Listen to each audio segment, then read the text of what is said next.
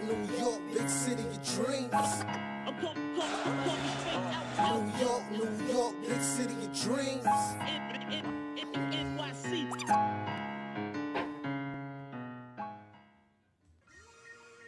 Hey,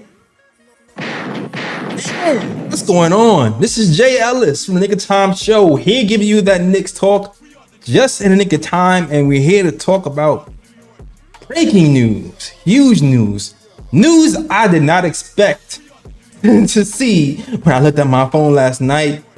Julius Randle, the man who started to turn his ship around for the New York Knicks in around 2020, 2021 or so, he has been traded to the Timberwolves along with Dante DiVincenzo for Karl Anthony Towns in a blockbuster trade that nobody saw coming, man. This happened right before Media Day Monday. A la Carmelo Anthony, man. That's I was getting Carmelo Anthony vibes when he got traded right before Media Day. And we're gonna talk about it all, whether you like it or not. We're gonna voice our opinions and give you the nitty-gritty details. But before I do that, you guys know the drill. I have to introduce you to my guys. Okay, so first and foremost, it is the man. Wait, he's not here yet. It is the Latin assassin, the Escobedo. What's going on, Lee? Great to see you, my brother and sister. Glad to be reunited under the KOT umbrella here to talk Knicks. I'm going to have the first half of this conversation be an elegy for my main man, Julius Randle, and then I will go into why I love this trade. Okay, all right. Well, I will be the opposite side. But you already know I'm here, always here for a good and healthy debate. And of course, you already know is our girl, Ebony, aka Mac Knicks fan over here, not no longer a rookie. She out here. I will call her. He might be the Deuce McBride of the squad right now. Yeah, our Deuce McBride of the squad. Ebony, what's going on, Ebony? In pod form because I'm on mute. See, but I'm glad to be, on the show with you guys. Miss you guys, miss talking. But yeah, this is something I didn't see happen. And like Jay. I'm not too happy about it, but you know how we go. We root for the front of the jersey and not the back. So we'll get over it. Yeah. We'll get over it. But yeah. I'm excited to talk about it. For real. And first and foremost, I'm just, there's two levels, right? There's the basketball level and there's the emotional level. And I'm set on both levels. I'm not gonna hurry. I'm on set on both levels. Not to say that this trade can't work out for us or the Timberwolves, but from the beginning, I've always had my doubts about Cat. If you've been following this channel, but on an emotional level, Julius Randle came here and he was not shy about wanting to bring a championship to New York. And he had I felt like he started to earn my respect back after he fell off. I wanted him traded. Then he came back. I felt like he had the work ethic to kind of bring himself back. January came around. Knicks were playing the best basketball that I've seen in my Knick career as being a fan. I mean, bypassing the Spurs in the 90s in a long time, I'll say. So I felt like there was a world where Julius Randle could have worked out here and indeed brought us a championship. So on an emotional level, knowing how hard he works, knowing how he got injured and had to watch our guys fight on the sideline during the playoffs, knowing he couldn't help, and seeing him get traded before he got a chance to really put his stamp on what he can do with the Knicks, emotionally to me is like, damn, that sucks. That really sucks. I feel like we had a shot. Basketball wise, though, I can see why you think it would work, but I have my reasons to question it. And one of the reasons I have to question it is because of this. The thought process. The Knicks felt like, we're getting a stretch five. We don't have Mitch. We don't have we don't have Mitch here. We lost Isaiah Hartenstein to the trade deadline, so our biggest need was a five. So in my mind, they brought Cat to be a five here, a stretch five, to stretch the floor for Jalen Brunson, which is, not a bad idea. My problem is they moved Cat from being a stretch 5 to a 4 in Minnesota because he wasn't working out as a 5. Because defensively, he was too big of a liability. So they ended up getting Rudy Gobert. So in my mind, if it didn't work over there, why bring a $60 million contract to New York to see if that same theory works? When they abandoned that theory themselves, they got to the playoffs with playing next to Rudy Gobert and sometimes played even better with what's Slow-Mo's name on I forgot his real name. Anderson. With Ryan Anderson. They played, it seemed like their plus minus was better with Ryan Anderson. No, Kyle, it's Kyle, right? Kyle Anderson. Kyle Anderson, sorry. So that's my whole trepidation with this whole thing, where I feel like I'm just unsure. Hopefully Tibbs brings something out of him. I understand he's a young guy. I understand he's still 20s, not 30 yet, and can still grow. I understand that from what I've seen from the contract he's had, his contract versus Julius Randle's contract. I have questions. I do have questions, and I hope I'm wrong, but I have questions. I hope I'm wrong too. I want to be the wrongest. I don't even know if that's a word, but I want to be the I want to be the wrongest I've ever been in my life. Like seriously. I agree. I agree with everything you just said. There's a lot of questions, but if you look at it, what he can bring you, if he plays like a big and not like a big guard, you get what I mean? Like if he does his job the way he's supposed to, and like you mentioned about how they got Rudy next to him because of it. I agree. Like his temperament, his toughness, everything, that you have to bring that. But the thing that's not making me, jump out the window with the temper tantrums and things of that nature is that this team is a team. It's so much so that I don't believe Cat has to do too much to be successful. Like anybody on this team doesn't have to do too much. If you stay within your fundamentals, you stay within the team scheme, you're okay. But my questions is with Cat is his defense, right? Defensive toughness, like being a big on defense, and being a big on offense. Actually, you get what I mean? Like the post game, to me, that was what separated us last year, is our physicality on both ends. Right. The fact that we gave punishment on both ends to teams. That wears you down. Imagine getting banged on by Julius Randle constantly, the way he backed in and did what he did, playing that bully ball. And then we beating you up on the other end too. That wears you down. Does that still continue? Oh yeah, and the fact that Jalen Brunson was getting some of the easiest shots he ever got in his career because of Julius Randle's bully ball, because of the attention he was commanding in that free throw line paint area. Nobody could guard him one-on-one last year. Yeah, and I think that's another part too. Is like I was looking forward to, there was a debate on who's going to be the number 2 guy, Randle or McCall. I feel like we're doubling down on Brunson being the guy. And I wanted them to have more reps off ball to save some of that. So I'm curious to see what the dynamic now is with Cat and McCall, because like Ebony did say, when Randle had it going, Brunson had one of the easiest looks of his life from 3. Brunson's 3-point shooting plummeted once Julius Randle went down. He was like we was talking about on this program, I felt like he was the top 10 3-point shooting percentage when Randle was in the lineup. Then once Randle went out,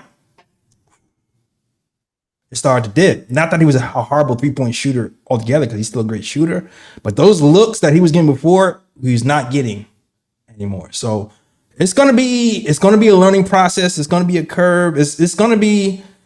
I'm really curious to see what the offense looks like. JB will definitely probably have more room if they choose to go Cat at the 5. Will Tom Thibodeau choose to go Cat at the 5? Since Cat is a shot block playmaker asterisk, but not the best help defender, really, which is why he was moved to the 4. So I know everybody's like, yeah, we have a stretch 5. Stretch 5s and stretch 5s if they can actually play defense and offense. If you can't play defense, you're not, to me, you're not a stretch 5 to me. I feel like you're just masquerading. Personally, that's just me. I'm gonna let Lee go because I know Lee he has another side he wants to get to. And for those of you who are for the trade, you probably hate me and Ebony right now. So I'm gonna let Lee get some more to argue the other side because I know he has some stuff to say. I was really off the rails yesterday on Twitter. I tweeted a lot after the trade, which was unlike me. But the very first thing I tweeted was Dynasty, because I really believe that this trade makes us infinitely better in the short term and long. But before I get to my reasoning, I do want to give some major props to the guy who I related to the most in Julius Randle. He was someone who I defended a lot on Twitter, on my articles, but especially here on the pod. I've always been a big stan of Randle. He was the one who, again, I related to, and we saw him in real time go through mental illness, go through anger, go through anxiety, and really embrace things like prayer, embrace meditation on the bench, and embrace his family to get over those humps and become a better person and a better player. And you also have to give him credit for coming here when no one else would. KD, Kyrie, I'm looking at you, and take on the pressure of playing in New York, which is a murderous, daunting task as a player to come here and try to be the man. And he did it. He dragged this crappy ass roster that had Elfrid Payton and Reggie Bullock, Nerlens Noel, to the playoffs as a 4th seed. They got smacked, but he did that, and I think he'll go down in Knicks lore as a pillar of when we finally win this championship. He'll be the very starting point, and you'll be able to point to him for taking on that challenge. I love Julius Randle. I actually got the chance to become friends with his mom on Twitter. We know a lot of the same basketball coaches and trainers here in DFW. I got to know her last year, and I was talking to her since last night. Back and forth until this morning, and her and her family are good about it. They're praying about it. She was quoting scripture to me. She says Randall's gonna be happy. I told him, and she said that she's gonna give love from the KOT family to him and let him know that we held it down for Julius Randle behind the scenes on the podcast. Well, appreciate that. Appreciate that. No doubt. Now about this trade, Karl Anthony Towns. There are some issues with his softness. There are some issues with his motor and commitment to the game. And there are some issues with playoff performance on an offensive end. He really got embarrassed in that series against Dallas. I watch a lot of basketball, so I write about basketball, the entire NBA. So, I don't have kids or a wife. I like to spend my time watching hoops. And he got dogged in that Dallas series. Him and Gobert both got right off the floor. They're both been hunted in switches on pick and roll, and they both failed to defend Luka and Kyrie as the on-ball threats. But against Denver, when he was a 5, he played very good one-on-one defense against Nikola Jokic. Tommy Beer, our esteemed colleague on Twitter, has ran down the numbers and percentages of when he was a primary defender on KD, the primary defender on Nikola Jokic, and he did a really good job one-on-one situations guarding them. And those are 2 tough players to guard. Where he fails at, and Jay Pelt pointed this out, is a primary rim protector on defense. He's at the 5, and he is a guy guarding the rim. He is no Mitch. He's not even iHeart. He's not even Precious, actually. He fails to defend the rim. But what he is strong at is crashing out on shooters in the corners. He's strong as a weak side defender, a help side shot blocker, and he's strong as a team defender. And he's a better defender at the 5 than he's a 4, and he's a better offensive threat at the 5 than he is the 4. There's a lot of videos out there that will break down the advantages that he gives, both an effective field goal percentage, all-around shooting, mid-range, and the post at the 5 compared to the 4. And if you look at the shot diet for both Randle and Cat, all the areas that were major catch opportunities for Randle or ISO situational opportunities where he was cold, Cat was in the high percentile in all those spacing metrics on the floor. So I think the fit is more seamless. It's a total pivot toward Jalen Brunson is our guy. It don't matter who 2 or 3 option is. Brunson's our 1, and we're going to build around his strengths and his weaknesses. Think about all those above the break threes as a trailer, catching and bombing from a 3-point line that Cat's going to see. Think about the pick and roll opportunities between Brunson and Cat. Brunson as a screener and Cat as an on-ball guy, vice versa. extremely difficult to stop Cat in P&R situations with Brunson. I believe both of them will have efficiency all-time high years this upcoming season. And all that talk we had about how great Brunson was as a three-point shooter. With Randle, it will be even intensified and maximized alongside Karl Anthony Towns. Can I say what makes me a little nervous? Yeah, go ahead. Definitely I hear you, Lee, and that's why it kind of, again, and you're emotional. As fans, we are emotional. That's what fan is, a short of fanatic. You get what I mean? Facts. So you're going to be emotional. But I knew as I was talking to actually I went to Stockton. I haven't been in spaces this summer, but I stopped in the space yesterday. Just after I got myself together, because I was I wasn't good. I was on some. I got a roof for Cat. Yeah. We didn't even talk about Dante, but But the part that I got to root, we didn't even get to the Dante part. That's another part. You know how I hate trades where we give up more than we get back. Right. I know I hate trades like that. So again, on top of giving away Dante and Julius for one player that I did not like, so I had to come, get it together. Yeah. What scares me most is that, again, where Julius excelled at last year, Cat really didn't. And does that mean people keep saying about spacing? Because offense is everything to most people. That's the shiny ball effect. Yeah. But what does that mean for Tom Thibodeau, who's already been an ISO heavy player? Coach kind of. That coach not so creative on offense. Is everybody just gonna be standing outside? Yeah. Your turn, my turn. That's what scares me. That's what scares me about this trade. That right there. Will everybody be on the perimeter passing it around, just standing there? Or we just jacking up threes? You get what you that's the scary part of the trade for me. Go ahead, sorry. No, I feel like the defensive side of the ball scares me more than the offensive side of the ball. Okay. I do not discount your thought process though on the way the offense operates in general. Because like I said, I started off saying, it seems like we're gonna lean in more into the Brunson operated basketball, which is cool in certain aspects because of the spacing, but then you also don't want to wear him down. So you want to have another offensive threat. So Cat does have a semblance of a post game, at least in the mid. So maybe we have to lean into that a little bit more, and figure that balance out. But to me, I'm more concerned about the defense than the offense. I think offensively, pick and pop. The pick and pop game is going to be fine, like Lee said. From the breakaway threes, the problems we have guarding stretch centers like Porzingis, we're going to be able to do the same thing to other teams.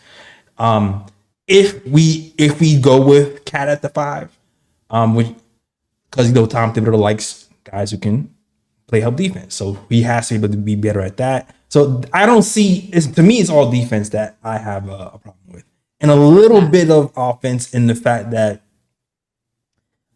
I still feel like Randle has the passing edge. Oh no. That's what I was coming to. That's what I was coming to afterwards. Yeah. Because again, I came to, and I got my temper tantrum out the way. I started thinking basketball. Then I started thinking basketball.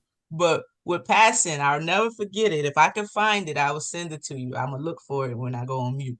NBA University, I remember this stat because I was like, look, if we could do this with Mitch, we'll be A-okay. Here's a player who knows how to play with other bigs. And it was actually Cat. I can't stand him, but you know how I got to give you flowers when it's done. He was up there multiple times for the most connections with alley-oops. He was up there with Rudy Gobert. He was up there with Slow-Mo. He was up there with somebody else. So, he's a passing big who throws alley-oops. So Sims and Mitch should love playing next to him. So I think this him playing 5 won't be permanent. You get what I'm saying? It won't be in big bunches. It's just in case Sims doesn't do what he's supposed to, or until Mitch comes back, to be honest.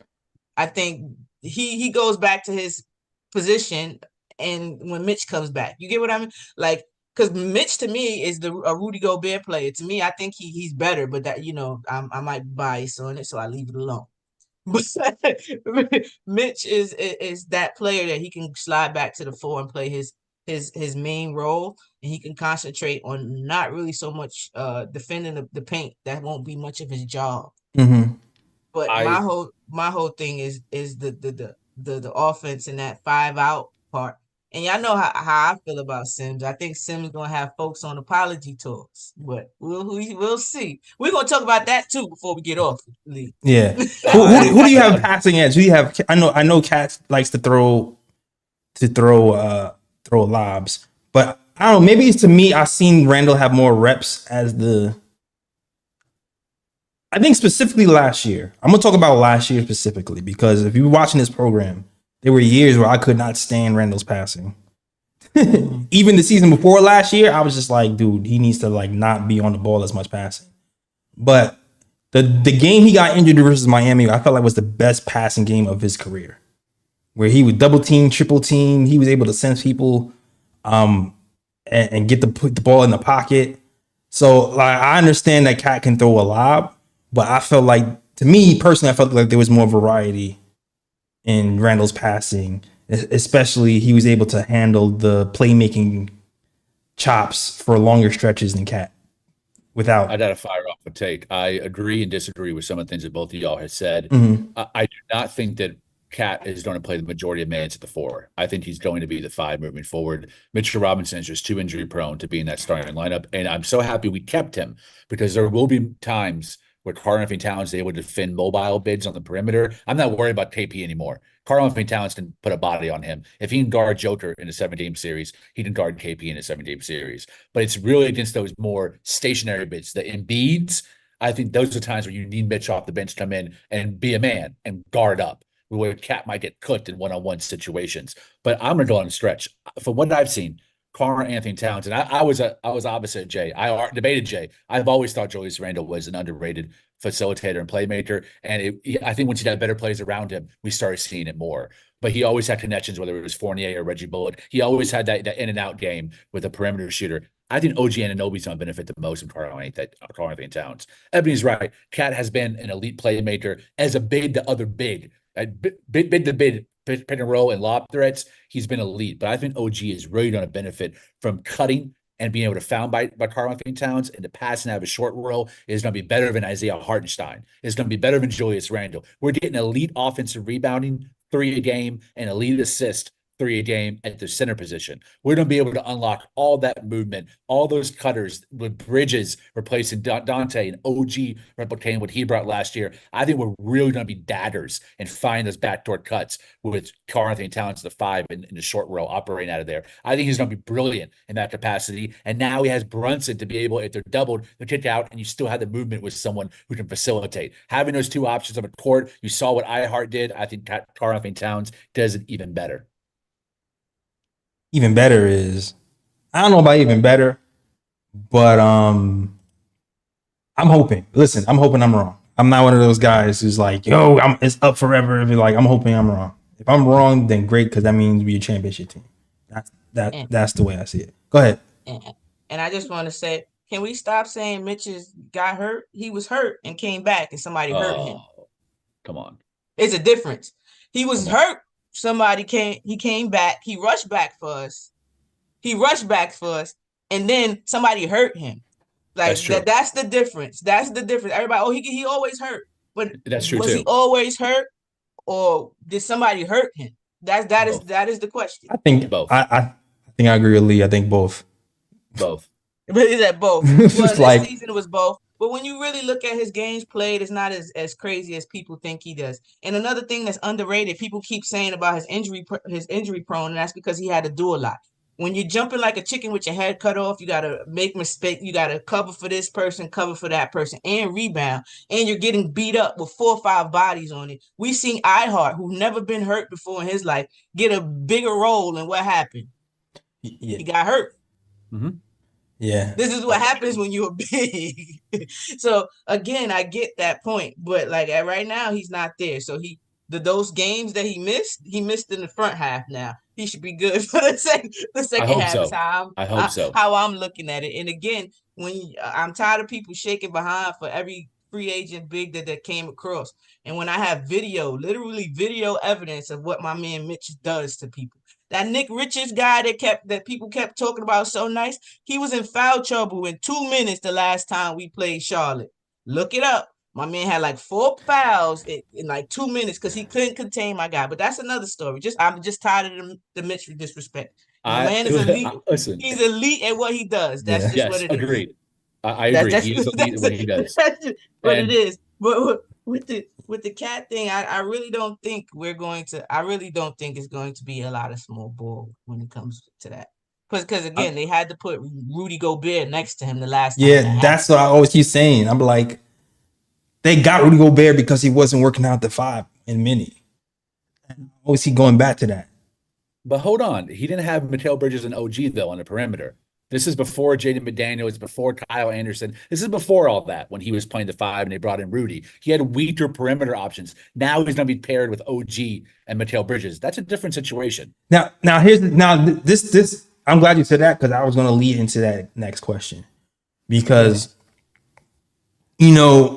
OG is OG because OG can cover up for a lot of people's mistakes. Similar to Mitch, he's like the wing version of that. But with OG being there, it kind of like we get bigger but smaller depending on how you go. I mean, so now are we moving OG to the 4 now? Is that the...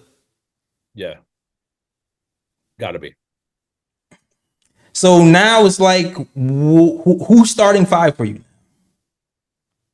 I guess it's Josh Hart. You know who my starting 5 is? Who's your starting 5? Yeah, I'm going with Sims, baby. Yeah. No.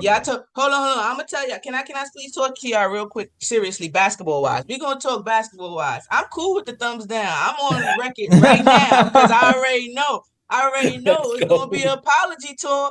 There's going to be an apology tour. 1, Sims has all the athletic abilities to be a great player. He's not slow. He jumps out the gym. He plays defense. You can work with that. 2, people really disregard what being in the league multiple years and being in the league multiple years with the same team, what that can do for you. You know the system. Now you know you're going to have a bigger role. 1, and then 2, he already said this is the first off season that he's been healthy. Another player had came out right before the season saying that this is the first off season they were healthy, and she wound up having her best year so far. Just scored 36 points in the playoff to close it out, to sweep somebody, right? That player is Sabrina Ionescu. I know it's WNBA, but that's just to show you the importance of being healthy during the offseason. It's where you can add to your game and address your flaws, right? He's been working with everybody. He's been in the gym all season. I remember Thibodeau talking about his touch. He does have a little. He's not very, or he does have touch around the rim. What was Sims's biggest issue? His IQ, missed timing jumps, jumping on head fakes, things of that nature. That comes with when the game slows down because now you see what's going on. You're not recovering. You're preparing, and that's different. I think that happens for Sims this year. And again, this team does not need your center to be an all-star. Our center really has a throwback role. You set good picks, you rebound, you protect the paint, you space. If we give you a mid-range shot, hit it every once in a while. Help with the spacing. That is not a huge role. And that's something Sims can do. And then we're going to talk about the defense. I've been loud on here saying how Sims is our best perimeter big. I've been, if you know that, all last season, Sims our best perimeter big. We've been talking about guarding the 3-pointer. If you're a good perimeter big, you guard the bigs that shoot 3-pointers, which he did. When we played against Denver, he made Jokic very uncomfortable. My man had 8 turnovers because he made him uncomfortable. That's it. We're not asking him to be Michael Jordan. He just got to rebound, set good picks, and when you get an open shot, hit it. That's not hard. Yeah. We making it more harder than it is. And I get it, but people grow. And I'm telling you, Sims That's I'm gonna let the basketball speak for itself. Listen, I still have my. You already know. I still have my little Sim stock. Sims might be the guy who's pissed off at this trade the most because I know he was training like he was playing like he was going to start. Yep. Because he was definitely doing a whole bunch of offensive array. He was practicing shooting jumpers with his right and left hand in videos. Turn around jump shots right and left hand. So he was shooting like he's like, yeah, I'll get minutes this year. So I know he's like, getting minutes though. He's getting minutes. We still got Precious here too. Like we still have. Thibodeau likes those type of players though. You got to remember who your coach is, and that's another thing with Precious. Again, I'm not selling him out. I see him putting the work in the gym. If Precious gets a legit 3-point shot along with the rest of what he has, then what does that look like for us? That's what I'm saying. People add to their game and they look different. One little added measure to your game helps the team in a different way. We can't just say the same player that was from last year will come this year, because even though Sims was hurt a little bit, when he was in that little stretch, he did his thing. When he was playing consistently, he was holding it down. It's always about the shooting with Precious. I mean, I hope so, because Precious has been working on his 3-point shooting for years. It hasn't really contributed, hasn't translated to actual games. He's working on it again this year. Hopefully actually translate to actual when he's hitting threes in these actual games. So I'm curious to see. But your starting five is Sims. So you're saying Brunson, McCall. Wait, Brunson, McCall, OG, Sims, Cat? Yeah. You have to. We can't play Cat at the 5. Minnesota told us that already. You gotta put a big next to him. You gotta let him be who he is. Listen, we'll see. He already in a new role. He already with a new team. He already in a new conference.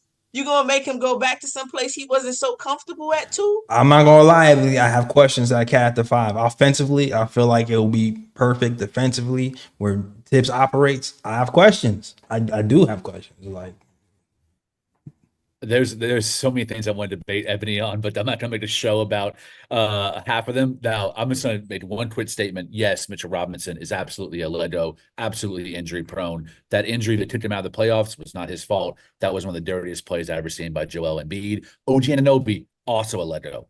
All right, talking about the lineup, I think fully healthy. Mitchell Robinson is in the rotation. Sims is not in the rotation, much less starting. That's not happening. If we're fully healthy, Sims is not in a 9-man rotation. That's Tibbs' magic number. I don't think he expands that for Jericho Sims for 8-10 minutes. I think Precious will play the majority of the backup 4, and Mitchell Robinson will be the majority of the backup 5. We did not just trade 2 potential starters in Randle and Donte for someone who's going to just play the 4 and Mitchell in the 5. I just don't see that situation happening. We finally have the stretch 5 I've been debating about for years now on the KOT show, and we're going to put OG and Anunoby at the 4. We're going to put Brunson and Bridges at the backcourt, and my magic person, here's my hot take for the day. I think Marcus Morris should be the 3.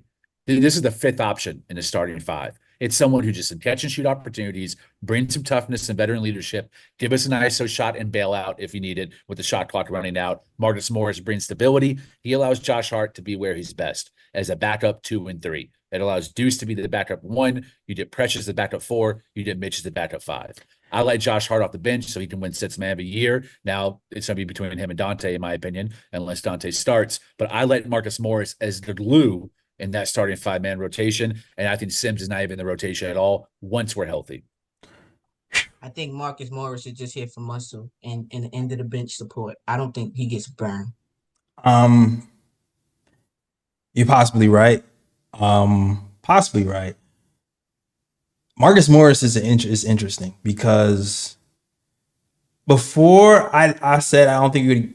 I think last season I said I don't think we were getting Marcus Morris at the end of the bench because I felt like he knew he wasn't going to get any burn. Now with this Randle trade happening, and now I almost see the Marcus Morris signing as a signal that the trade was coming because we need depth. Because like you said, OG is a Lego. Now that we don't have Randle, we're going to need another big body. Marcus at the 3, I'm not sure defensively he can handle the 3 at this point. I feel like he might defensively be able to handle the 4 now. When you get older, you get a little slower. So I don't know if he'll be a 3, but I can definitely see him doing some runs at the 4 at some points at the point. But Precious is going to be, I feel like, follow the money when it comes to rotation. You know what I'm saying? We have Precious here for 1 year versus Sims. I think we have to prioritize Precious over Sims at this point with this current roster because he took a discount to be here on a 1 year deal. Like, it just makes sense. And both of those guys are mobile perimeter bigs. You know what I'm saying? Both of those guys, Precious is mobile defensively as well. He's not. So, but I think the contract pretty much solidifies that with this particular team, Precious is getting minutes over Sims. I don't agree.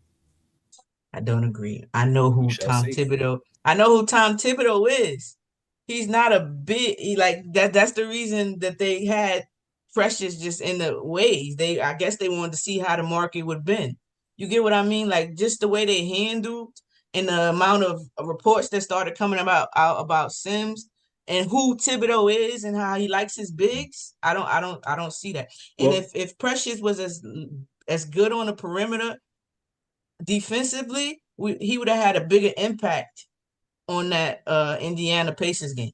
So I think it's just going to be up in the air and who in the you know, in your preseason, your training camp. Sim got cooked in that. Sim got cooked too. Like both of those guys got cooked in the Indiana series. Sims didn't get much. He didn't get much playing time. Not as consistently as Precious. No, for sure, not consistently. But if Sim played more, he would have. If Sims actually was effective, he would have played more. He would have. I can't tell you can't do that with people like that because when it's been proven during the season when you play Sims consistently, he holds his own. Just again, like the Josh Hart, I told y'all, some players in the league who need to be played. They're rhythm players. They have to find their way into the game. If you just plug him here for 2 seconds and tell him do something, okay, sit down and expect miracles. You can't. I'm sorry, you can't do that. I agree with you. I'm just saying both of those guys got cooked. Both of those guys got cooked versus Indiana. Ihart is the one who got cooked. Ihart got cooked too. There's no either or. It's all. They all got cooked. Yes. This is no. He got cooked over him. They all got cooked. Sims, Precious, Ihart. For Timmy. He was injured. It says Sims was injured. We got to give him grace. Man, I know y'all don't like Sims, but watch. I'm telling you. I like Sims. I like Sims. I do not like Sims. I get it. And Lee don't like Sims. I like Sims. His IQ. He's not a smart player. That's the issue. That is his biggest issue. He can't see stuff before it happens. So he's always recovering. He's always mistiming his jump. So the ball he's in position, but then the ball go behind him because he doesn't jump too soon. These are Sims issues, and that all comes from being around the game and playing. That's how those things stop. His issues are not big. They're just him making boneheaded mistakes sometimes. That comes with time, and everybody grows at different times. I think this is his leap because he was able to be around the game all season. You're able to see where you messed up. You're able to see where you can help this team all summer long. There's no restrictions. Yeah. That's different. Yeah, and I can see it both ways. I'm not even gonna hold you because I started off the program going, I don't feel like I was never fully comfortable with Cat at the 5 because he wasn't good at the 5 defensively with the Timberwolves, and that's why they ended up getting Gobert in the first place. And Tom Thibodeau was a defense first guy. So I would not be shocked if they were just like, hey, we're gonna have Precious running along Cat. Like, I wouldn't be shocked if they did that. But I do feel like it would be Precious over Sims because of the contract situation. But I wouldn't be shocked if that happened. Also wouldn't be shocked if we have Cat at the 5 and if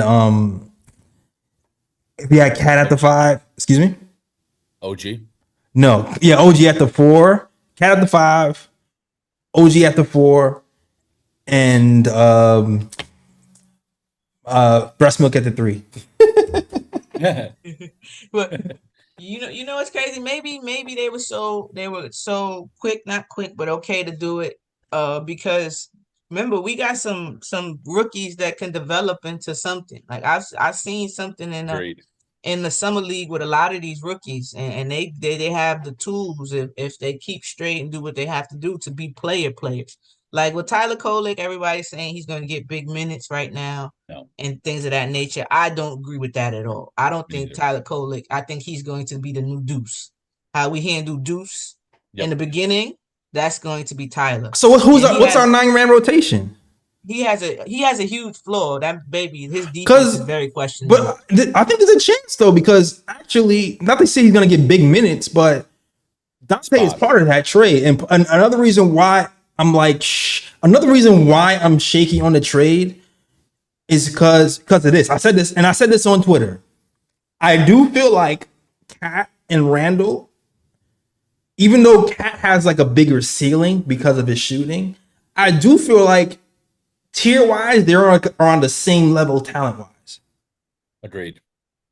Even with Cat having a bigger ceiling, they have this and a better shooting.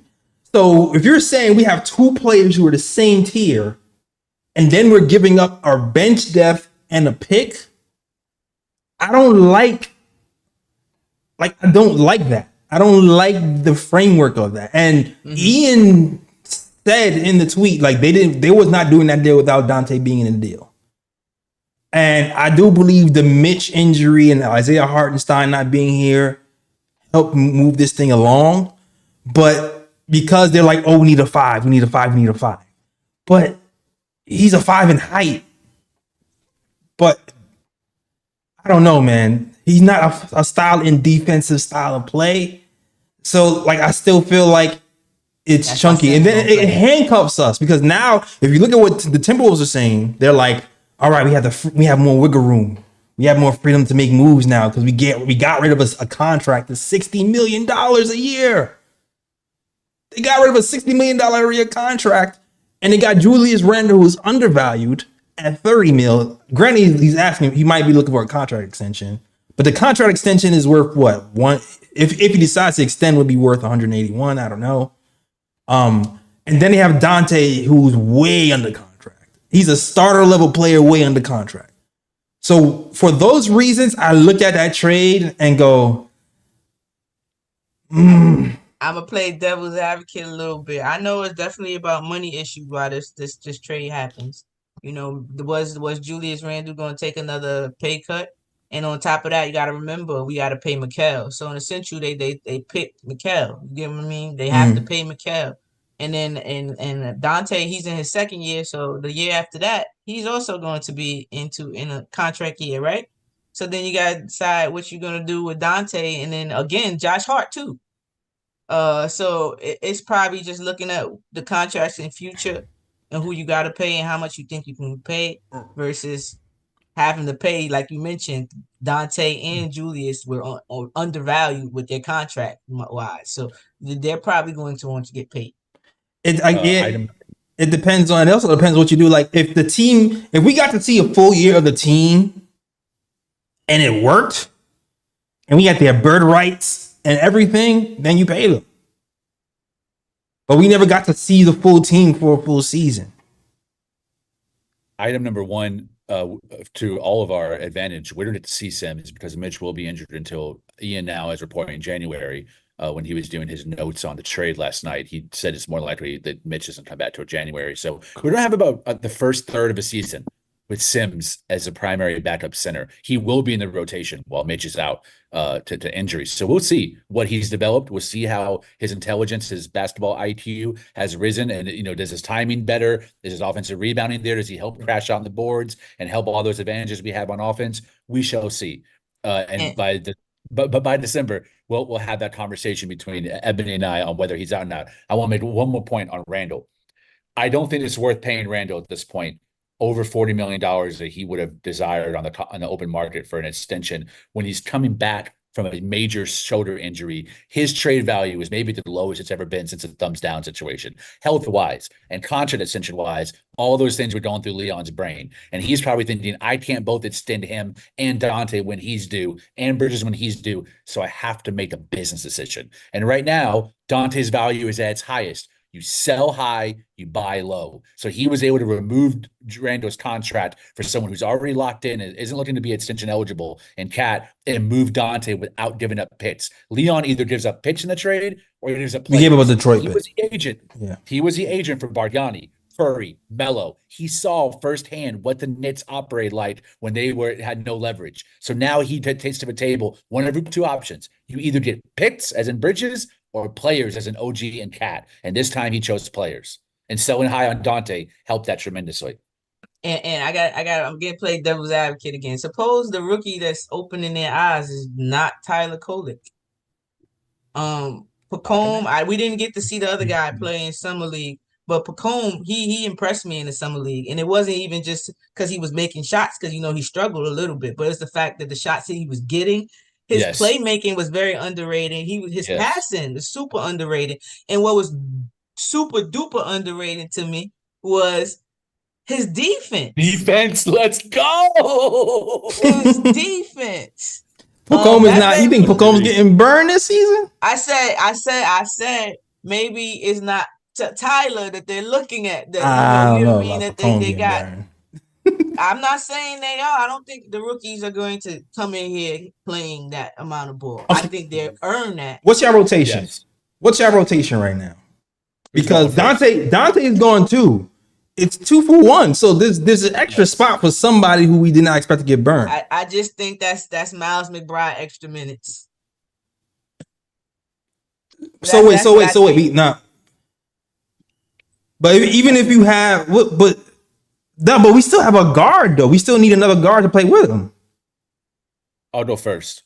Starting 5: Brunson, Bridges, Marcus Morris, OG Anunoby, Karl Anthony Towns. The bench is Deuce McBride, Josh Hart, Precious Achiuwa, Mitchell Robinson. That's fully healthy. Until Mitch gets back, Sims is the backup center. But that's my 9-man rotation. Once Mitch returns, Sims is out of the rotation. No rookies get anything beyond spot minutes, but it's more likely that Pacome, however you pronounce it, it gets more burn than Kolek because of the lack of depth on the perimeter compared to the guards, which is full with Shamet and Payne. And yeah, I agree. And just when I mean more minutes, is because the team that we have is not going to be 5 in, 5 out. We know that already. So they're going to super stagger it. It's going to be super staggered. So while they're staggering, it just means that Miles McBride gets more minutes in those staggers. You know what it is? That's what I mean by I just think it means that he gets more minutes. But you know what, Ebony? I'm like rewinding all of the rumors that was happening this season and I'm like starting to put pieces together. One big rumor was the Knicks did not see Miles McBride as a lead guard. That was a big rumor. The other big rumor was Kolek was seen as a point guard. In my brain, I was like, how can that be? Donte has to play. So it can't be both. Like those rumors can't be true if Donte is playing. But if Donte is traded, now those rumors make sense. That would make sense that Kolek is the point guard and Miles McBride is the 2. So I don't think it's crazy to think that Kolek plays this season. I'm not saying it's crazy. I just don't think he's the rookie that gets the burn, the majority of it. That's just my feeling. Again, I might be wrong, but Pacome, again, he has size. He plays defense. Something Tyler struggles with. He plays defense. He can shoot. My man took the task of guarding Brandon Miller. Like, didn't care. Like, I'm going to guard this man. I want to show you I can defend. Like, those are the type of players you want. And granted, I like Tyler. I like Tyler makeup. I do. I love his toughness. I love what he does. I just think with who we have and the type of roles we need, he'll definitely be a facilitator because we need those. We need the people to get the other people the ball. But I just think, like you mentioned, giving up the size of Donte is not Tyler that's going to be in it. And rumors with Miles McBride, what I can say is at the end of the season, he got better at running the team. He did. You see him get more comfortable in understanding when to take his shot and when to get others involved. That comes again with playing. He was literally pushed into the fire. Nah, I agree. I'm just rewinding all the rumors that happened this year. And if Dante is traded, then that whole Tyler playing point guard makes a lot more sense if Dante is not in the picture. It makes a lot more sense. And shout out to Tim, who's talking about Miles McBride. Do you see Deuce playing starting 2 guard? Miles starting 2? No, I think him and Josh Hart definitely have big bench pieces. And again, the type of team we have, because our starting lineup looks that way, I'm pretty sure Tibbs is going to want to, when Tibbs sits, he's going to want to stagger these players so they can get their shine by themselves. So you guys feel like Marcus Morris? I don't think he's getting burned. Precious. I think it's going to be Josh Hart or Precious starting. That's how I feel. I can't wait to see. You know, I have no idea, but I really believe that Cat starts as our 4. Agreed. Yo, salute to the chat too. Salute to the chat, man. Yes. It's been a while. We haven't really talked Knicks in a while. If you already know, Cat's a Knick. Cat's a Knick. Julius Randle has been traded. And now we're debating your starting 5. Put your starting 5s in the chat. Maybe our starting 5 has been mentioned that I haven't seen yet. But put your starting 5s in the chat and we'll see what you guys got. Jay, can I address I wrote some comments down that I was going to address since we talking about the chat. Sure. It says Knick Nation has said we can't keep both Shamet and Marcus Morris. Yes, I know we can't. But with me, I think it's just it's going to be training camp battles, like old school, earn your role. And I honestly think that Marcus Morris definitely makes the team now. Oh yeah, absolutely. I think Shamet is gone. If we can't keep both, the Shamet trade was more of an insurance, I believe. Just the end of a bench. But now that we've traded, if you want to talk about our muscle or the person that really doesn't make us completely soft when other teams look at us and try us. Mm-hmm. So you need a Marcus Morris on the team. I think Shamet probably maybe gets G League if they can or whatever the case may be. I agree. And Gregory Lee said this trade hurts. He can't stand Kitty Cat. I can't stand Kitty Cat either. It's gonna hurt. It's going to hurt, but we got to get over it because again, it's the front of the jersey, never the back. Right. But he still got to earn my respect. I can root for my team. You get what I'm saying? He got to earn it. I'm not giving it to him. He got to earn that. That's a fact. Sorry, y'all. And who somebody else put? Oh, Frank Sound, I think that's his name, said that. It says we have a 0 chance to beat OKC. And we have no moves left. I couldn't wait to get to this one. This is the one I wanted.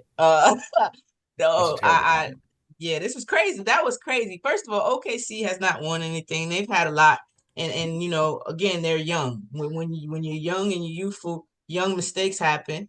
And 2, we play physical. Everybody can't play our style of basketball. Everybody cannot play our style of basketball right now. We can play whatever style you want. You want to play small, we can do that. You want to play big, you want to do that. That's the reason they needed Isaiah Hartenstein, because they didn't have that toughness.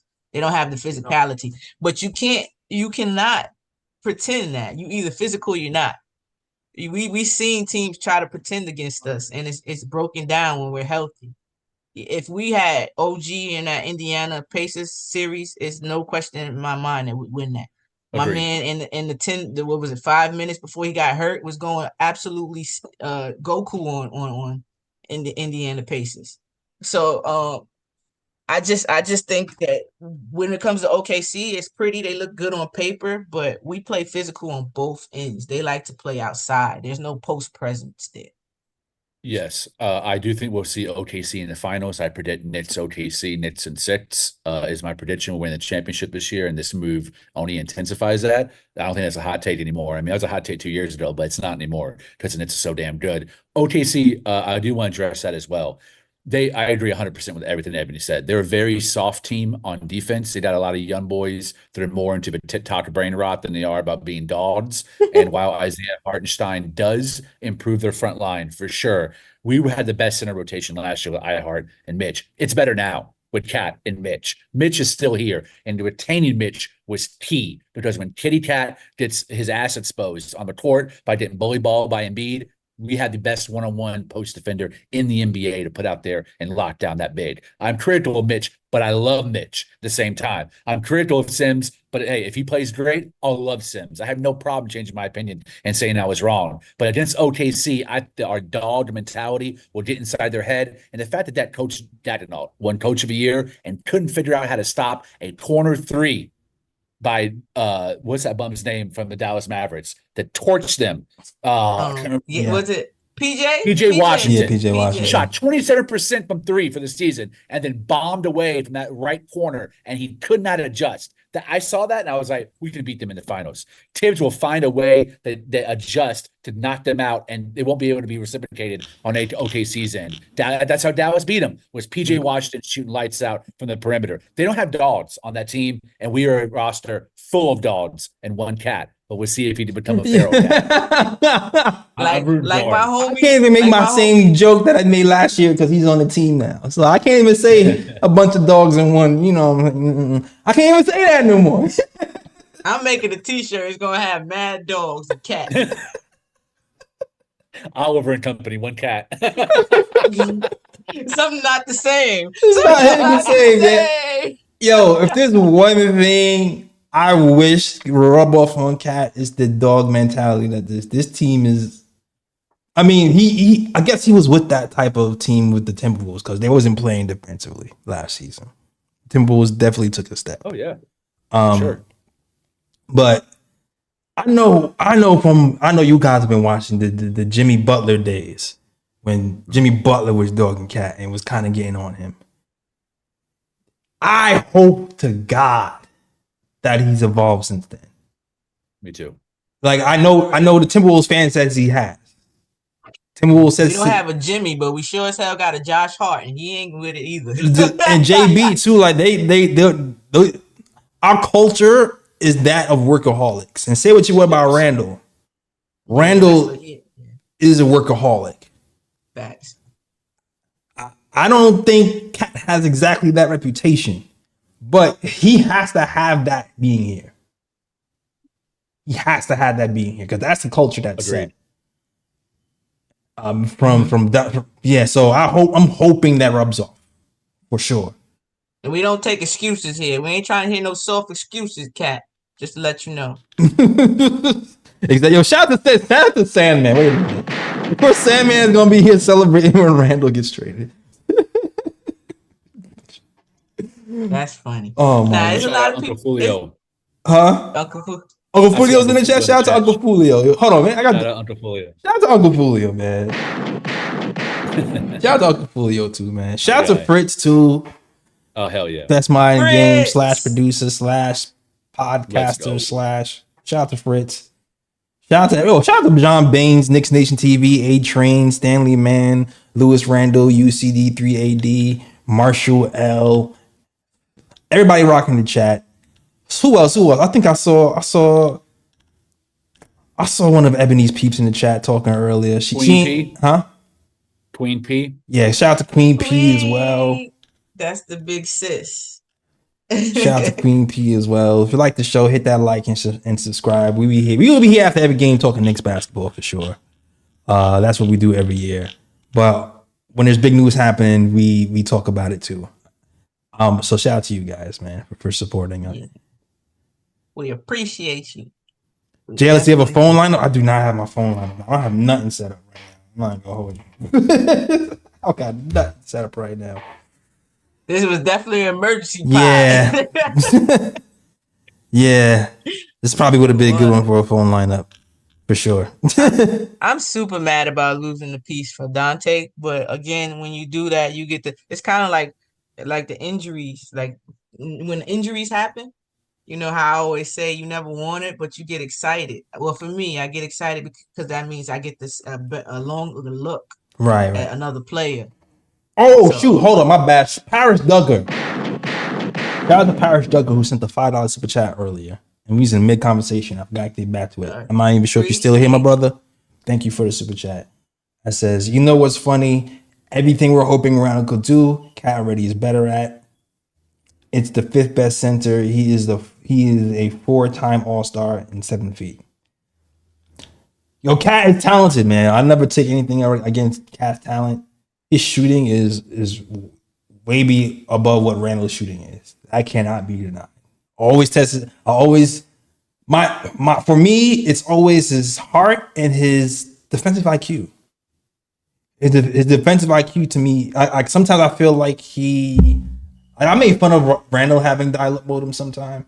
Like I feel like Cat has that dial-up modem problem on defense where we on 5G speed reading the defense and he just kind of just has to take a few ticks before he reacts on his help defense, and it gets him in trouble sometimes. It gets the defense in trouble sometimes.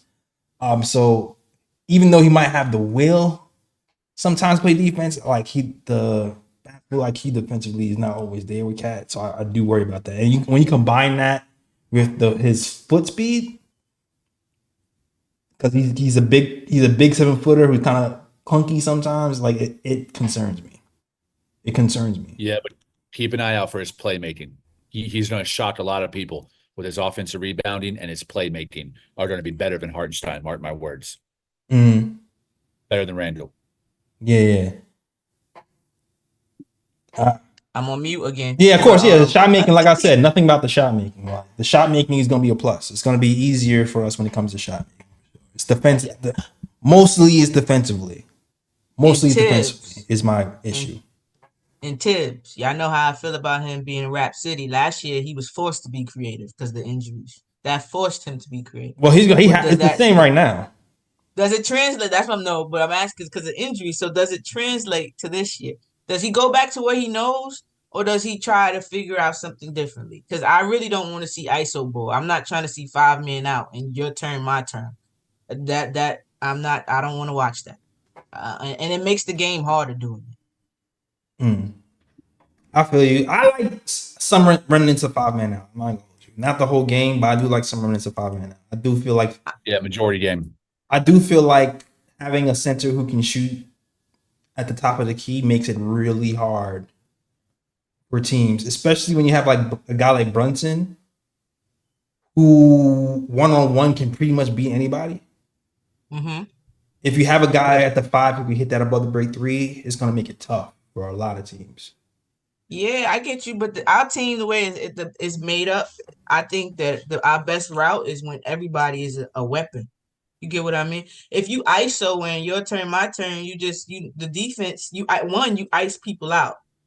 They don't get the flow of the game. So when you need them, they don't come through because they've been watching you dribble for 8 possessions straight. Yeah, I just remember, I just keep going back to Dallas versus Utah when Jalen Brunson had to take over the reins and he had a stretch 5 against Utah. Max Kleber. And what he was able to do with a stretch 5, which is why I imagined having a good stretch 5 here would be good.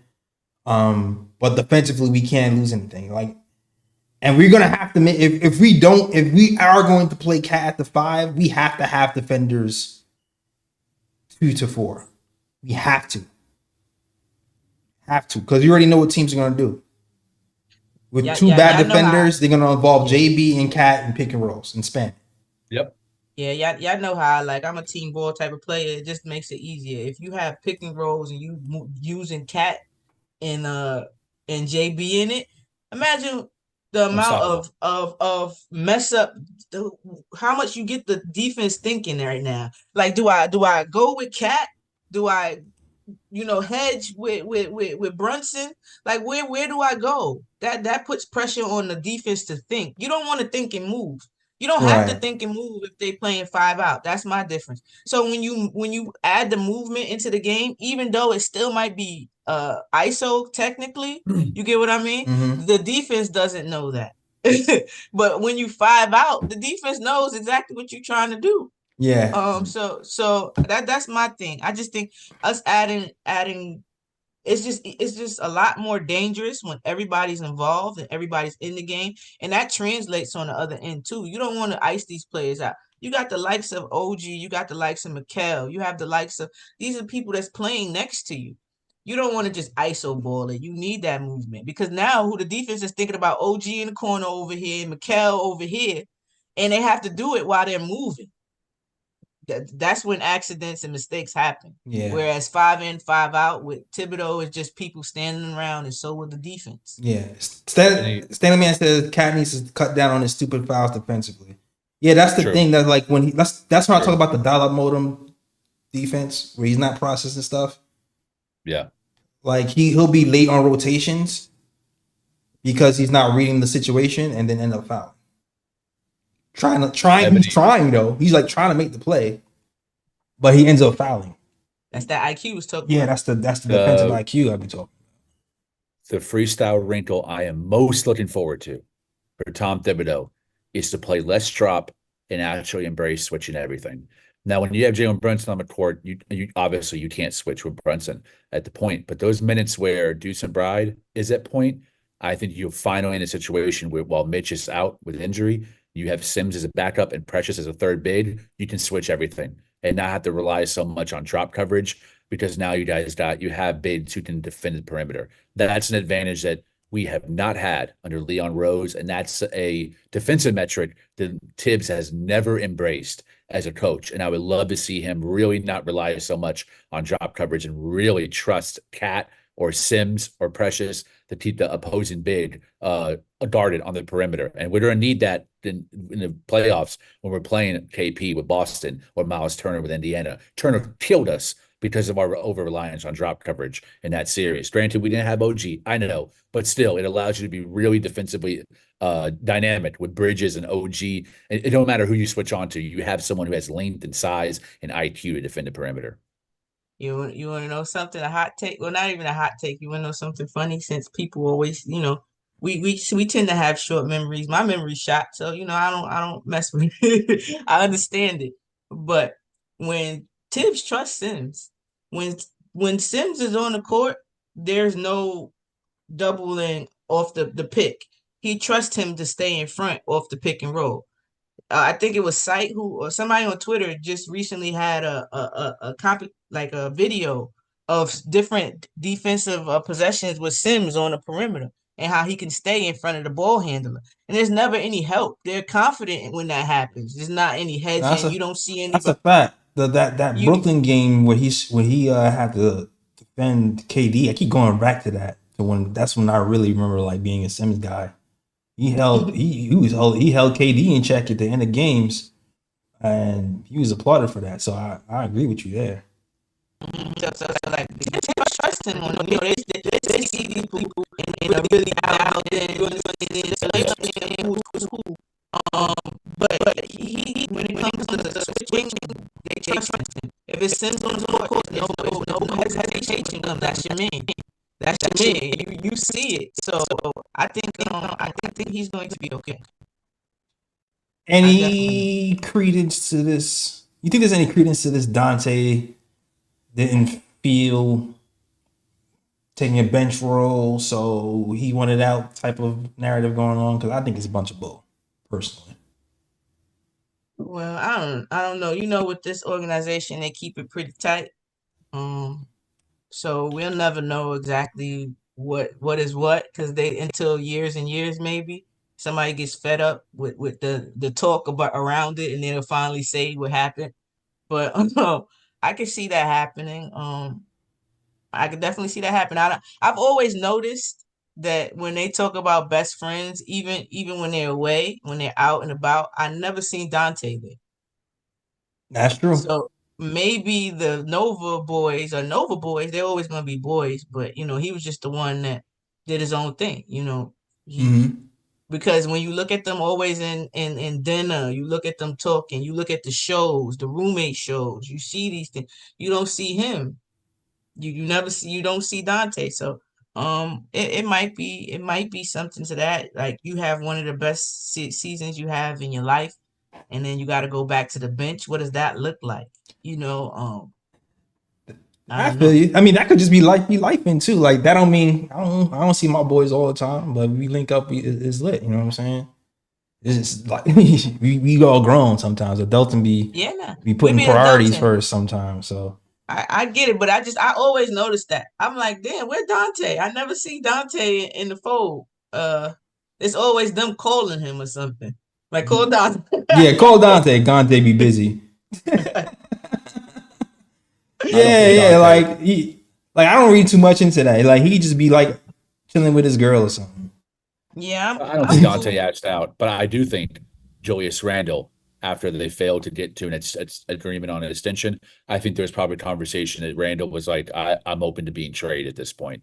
I'm not saying maybe he demanded to be out, but I think maybe he was leaning toward that because he knew that they were so far apart on a number and then extension negotiations. I could definitely see that being an impetus of why they were talking to not just Minnesota, but Atlanta, Miami, and Detroit, as Ian Bedley reported, trade scenarios with all of them. And this has been going on since a week ago.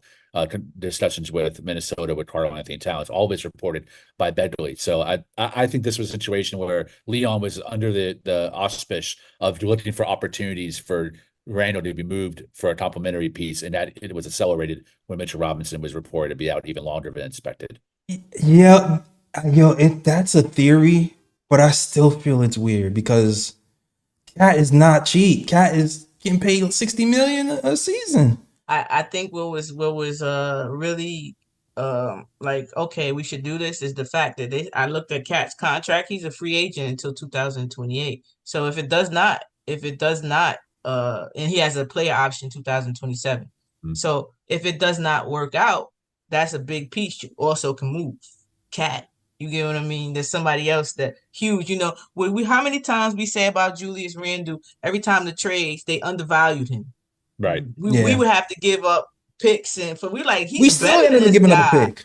But we're like Like he's piss better me than this off. Point. guy. Why do we have to do that? You get what I mean? With a Cat, you can't do that. You give us what we work, what he give us what he's worth. You get what I mean? Because So of I think shooting. that's another thing that may have Great point.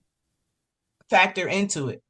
They don't have to worry about signing him, and if it doesn't work out, they can get back a huge haul for him. Yep. I feel like Lee said something earlier that might have resonated to me, like the most logical reason I can think of, because I still feel like money is a weird reason because Cat is not cheap. He's 60 million a year. So you give Randall an extension, he's 200 and whatever, 18 million or whatever. It's still not that crazy to me to pay that over Cat. But if you do factor in Randall's shoulder injury, then maybe you can think about it that way. Like, damn, how is his shoulder going to be for the rest of his career? I can see that thought being something that contributed to it. But, and in his 30s. Right. But the money thing, I don't know. Like, I'm still not under it. Unless I'm missing something. Unless they felt like he was just going to straight up walk. You know what I'm saying? That might have been a possibility. It's like Randall's always been difficult to trade, right? Since he came in New York, he's always, as Evan said, the value's always been underwhelming. And as Jay Ellis mentioned, we still had to give a damn pick, which is absurd. We still had to attach one, but he becomes even more untradeable if you add another $10-15 million to his. I mean, granted, it's a Detroit pick, but we shouldn't have to give up no damn pick and Dante. Like, that's ridiculous. It was Detroit protected though. It was a decent pick. It's a second rounder, pretty much. But still, we shouldn't have to attach a pick to Randle and Dante. But think about the trade scenarios now. You think we got to attach a pick to Cat? No. The shooting will always make him an asset. That's what I'm saying. So now, yes, he's a little bit more expensive, but they gotta match that expensive. If we ever had to get rid of him, somebody has to match that expensive. And with a Cat, I think they will be more willing to do that. You get anyone you want because at $61 million, you can pretty much trade for anybody as well. You don't have to worry about staggering contracts to match penny for penny. If you're trading Cat's contract, everyone's available because he's like top 5 contracts in the NBA. Yeah, but that's the other thing too. Is like once you get to that second apron, which I think we are at the second apron. We're in the second apron. So once you get to the second apron, it gets harder to trade somebody like Cat because you have to trade Cat with somebody else who makes $60 million. I think by that time, Brock Aller would get us under. I think before the season starts, we'll be under the second apron between the maneuvering. Fritz says we won't be at the second apron. Yeah, I saw that. Yeah. I think at this very moment, we're over the second apron, but I think within a week, we'll be back under it.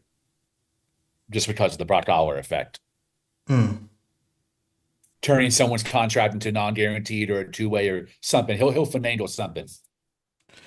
Yeah, that's one thing I gotta give the Knicks credit for. They got McCown here by turning Shake Milton into some contract they can trade, and they did the same thing here. They be working their cat magic for sure. I do give them credit for that. Whether I like the trade or not, they be finding ways to minimize the importance of people going out, even though Dante was pretty damn important. Yeah. This was like the first trade since they've been here for me. Like I wasn't a big fan for it. You get what I mean? But I understand why it happened. I just really would have liked to see in the team first. That's just maybe because we robbed of seeing it. So that's why it feels like this. But again, front of the jersey. So yeah, man. We here. You on our team? Am I a fan? No, but you here, and I'll be clapping for my team. I don't know so much about you, but I'm gonna clap for the team. I'm gonna keep clapping for the team. Hopefully it turns out. Karl Anthony Towns will make a clap for the team too. Keep the outfits in Minnesota, please, Cat. Don't bring the zesty I couldn't help it, outfits man. out Come here. on. Oh my god! Don't do the zesty outfits here. I better not see a see-through shirt. Yo. Listen, better not one see zesty it. dresser to another. You Cat's definitely my gonna guy, see it. With the high pitched voice to match, you're gonna see both of that. Definitely gonna see some Halliburton type business on the Knicks now that Cat's here, yo. See, we was calling him Stuart Little. So what's a big light skin rat? What's that? Because that's what we got. Cat and Halliburton might be related. I'm not gonna hold you. That's who we got. What cartoon is a bigger light skin rat? And then we got our own version now. So we got little Stuart Little in Indiana, and now we got big one. Yeah, and this is the last roasting session we have to do with Cat because now he's on our team, so we can't even roast him like we used to. True. Oh no, that's not true. You gotta get all that roast and being soft. You gotta get it out of our system now. He's on our team now. Let him be soft with the both F's. If he's soft, I'm sorry. I'm not. I'm roasted. You know, I'm an equal opportunist roasted. If he plays bad, definitely. If he plays bad, definitely. Hopefully, he plays well. If he plays bad, definitely. Yeah, I'm with Miguel. He got to earn his love. Facts on facts. I ain't there yet. You earning everything you get, my guy.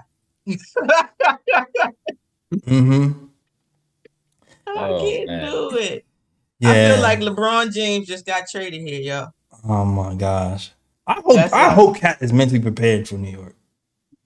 I'm not all that sure. I'm not even gonna hold you. I'm not all that sure. And it's not even me wishing, because I want to be as wrong as possible. I swear I want to say thank you, Cat, for proving me wrong. I do. I really do. Because I just won a championship. But when you think about all that comes with New York, and then you think about how Cat has handled things in not a New York setting, like that doesn't give me much confidence. Listen, yeah, I agree.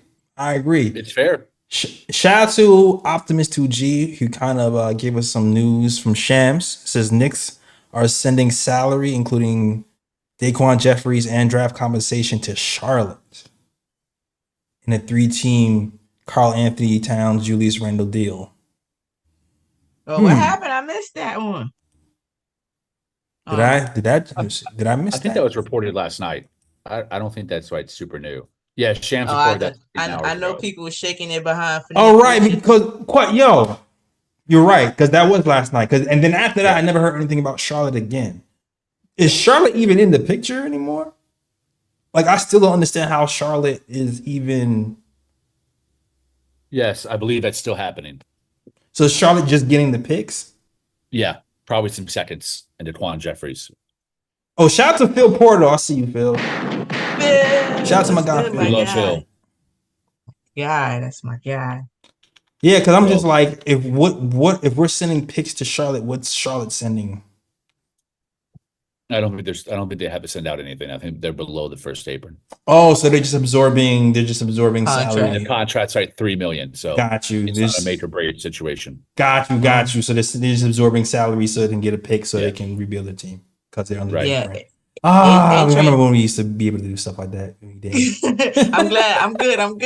I'm good where we at. I Yeah. We might trip. You look back, you might trip. I feel you. Now, I want to say, A-Train asks, what do you think the record of the first 20 games will be? What do you think? We changed the whole team, dog. Like that. Oh, yeah, we got chemistry and like we pretty much got like a damn new team. I was saying this before we got Cat, that it's going to be a grace period. Everybody's going to expect this team to come firing because we just added one piece. But when you have so many weapons as a basketball player, sometimes that messes with your mental and your flow because you have all these other people who can do things. So overpassing happens. Turnovers happen. So I think that's going to be an issue that we're going to have in the beginning. Before the Cat thing, I thought Randle's health was going to play a factor in how he started, and Mitch's health was going to play a factor in how he started. But I never expected the McCall thing. I expected McCall to just fit in seamlessly because that's just what he does. Even when Team USA, he just fit in seamlessly with Team USA. Mm-hmm. So I had zero worries about McCall. But when you are integrating a player who demands a lot of the ball into a system, there's always an adjustment period. Always. So now that with Cat here, there's definitely going to be an adjustment period. I feel he's going to have to adjust with the flow of the offense. He has to get used to playing for the demanding coach like Tibbs again. Hopefully they patched it up from the areas. It's rumored that they patched it up and there's no beef. But hopefully that's for real and not just in some papers. But it's going to be, then Cat is going to have to adjust to coming back to New York, living in New York. He's from New York.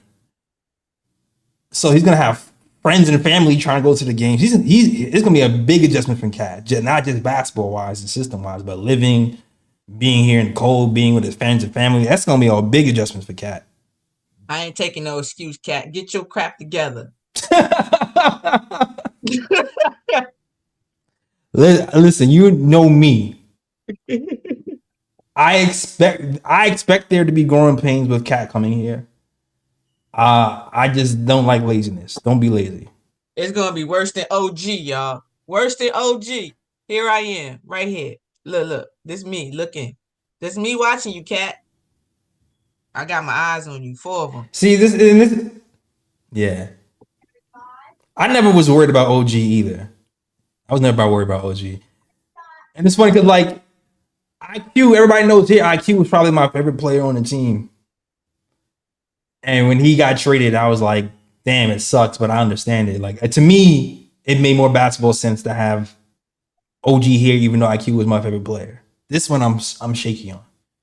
Yeah. Nah, I just wanted to I'm sorry. You finished, Jay? My bad. Yeah, no, it can work, but I'm shaky on. That's it. That's all I gotta say. I'm good. Oh yeah. Uncle Ralph said our bench is depleted. I don't think so. We lost a big piece out of our bench, but depleted, that's a big. I agree. I mean, it depends. Like we lost a 3-point shooting bench player. We added a 3-point shooting starter. So somebody else off the bench has to step up, whether it be Kolek, whether it be Marcus Morris, whether it be I think it's Sims. Somebody else on the bench has to produce where they haven't been. So I don't think he's completely wrong. I don't think we're depleted because again, I guess this is the optimistic in me, but I just really believe in people putting in the work, and when you have a bunch of people who stay in the gym, you're bound to get better. Depleted. No one's not proven. I think that's the word. Like there's not a proven commodity coming off the bench now. Like not.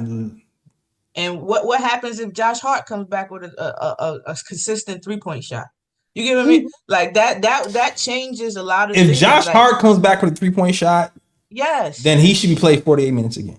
Okay, that's what I'm saying. I agree. Like just added little added things like that. So yes, we used Dante, but we were so gun ho on Dante because what Josh Hart floors were. You get what I mean? So if Josh Hart has a 3-point shot, then he does what Dante can do and more when you come with the rebounding and the defense and guarding bigger players type of vibes. You get what I mean?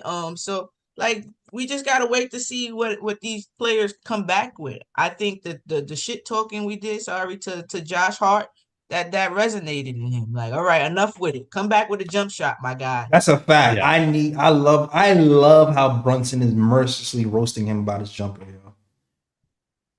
Just keep roasting him, yo, because I need him to come back with a jumper, man. Josh Hart coming back with a jumper changes everything. It really does. Any of those guys, Josh Hart, Precious, coming back with a jumper. One of those two guys come back with a consistent 3-point jumper just changes everything.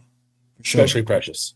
Yes, and Miles Precious McBride. If Miles McBride can, I really think he did. I think you get what I'm saying. Like it's just he knows what his role is. He knows he's gonna play. He's the type of player. I never forget. I always remember when we drafted him and the words he said, and for some reason I believed that guy when he said it. I believed him from there. He's just a workhorse. He's a workhorse. I think he gets better. I think the game slows down for him more on the offensive end, where he can run the team and get his offense. Because again, like I said, he did well. I just think it's going to be a collection of people of leaps, like it was the year before, but more leaps, and it will be all right. Somebody has to step up. Somebody has to step up. Yeah. But I think we talk about everything else, unless you guys want to bring something else to the conversation. Jay, I didn't want to be remiss. We finally got the answer to a debate we had almost 3 years ago between myself and Raw Hebrew Remnant about how every team that won a championship in NBA had a stretch five. Ever since Miami Heat, every team that won a championship from 2013 to now 2012 and now has had a stretch five, whether it started or came off the bench. My argument was, if we want to be a real contender and be a modern NBA, we got to have a big who can shoot three. Now we have the best shooting three big in the NBA. So let's say 3 years later, we know who won that argument. You didn't win. We got to win it first. Yeah, we don't win championship this season. I think so too. With Boston is like Boston is a rare case because even though they do have stretch fives, they have a big and Al Horford who can do. Yeah. It's Luke Cornett, even though he didn't do much. Him too. They have bigs who still play big. They still can play big. They're not just lingering on around the rim. True. That's the difference. Because to me, the league is going back to wanting a big that can be big, that can protect the rim. That's what it's looking like. They're going back. Yeah, somebody that has to do both. So I think both right. We'll see. He can block shots, but can he be a? There's that difference between being a shot blocker or a defender. Like he can block shots, but I still don't see Cat as a defender. I recommend everyone to watch that Denver Nuggets series against Minnesota Timberwolves in the second round last year, and Cat's defense on Joker throughout the entire series, but most importantly, Game 7. He locked him up. I'm specifically talking about how Tom likes to use his fives to clean up. He's not my guard got beat, so I have to rotate. Now, granted, we have defenders now, so he only might have to clean up after JB. So it might not be as big of a deal here, hopefully. But that's not his forte. And if he playing with Tyler too. Point guards.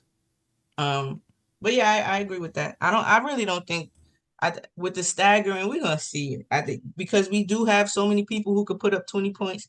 I think Thibodeau will allow them to be on the court without everybody so much. You get what I mean? Like that's the joy of having these type of teams. That way you can get them healthy towards the playoffs. Everybody doesn't have to play buku minutes. You stagger them. Maybe this game is JB's game and OG's game or something like that. You stagger them, let them do what they do, or with the bench, depending on whose game it is, you know? So I don't think it's going to be as big of an issue.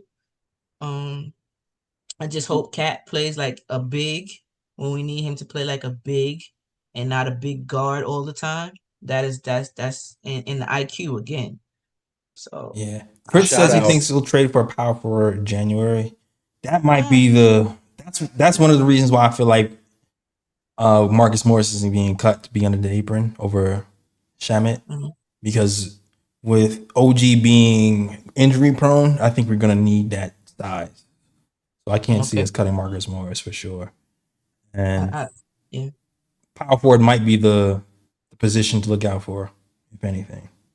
Shout out in the chat to Julius Randle, who said, watch the Suns series 2 in the first round where Karl Anthony Towns guarded KD straight up and held him to better numbers shooting wise than Jaden McDaniels. Also true.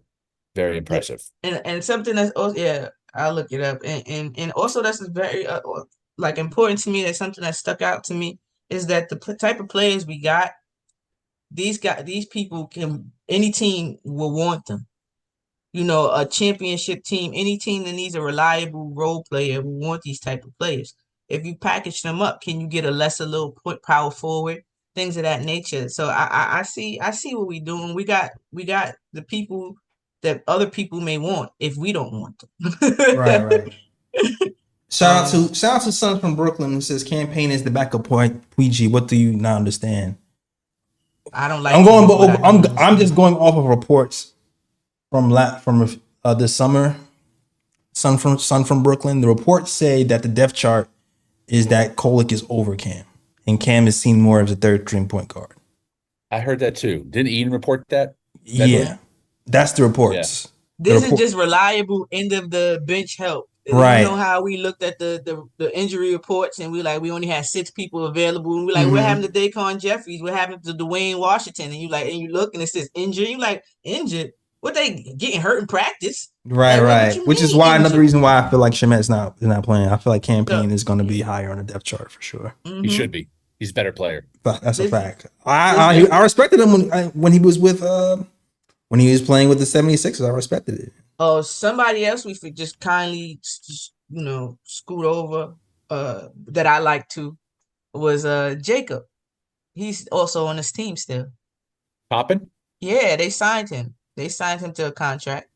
So he's also on this team still. That's some more height and somebody that plays on both ends. And he looked well. He looked good in the summer league. He's not. So playing. Maybe that's somebody that gets some minutes in. We never know. Yeah. I heard Deuce wasn't playing. So you get what I mean? That's why before the season. The beginning of the season. I heard Deuce versus Jacob, but at least Deuce played in like a regular season game Jake.